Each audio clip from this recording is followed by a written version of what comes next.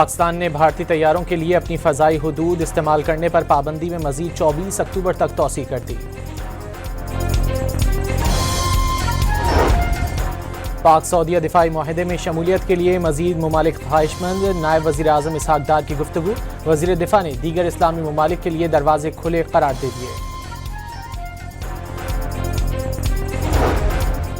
गुजरात में मूसलाधार बारिश, सरकारी दफातर में बरसाती पानी दाखिल हो गया। चिन्नौर, फैसलाबाद और मंडी बहाउद्दीन में भी बादल बरस पड़े।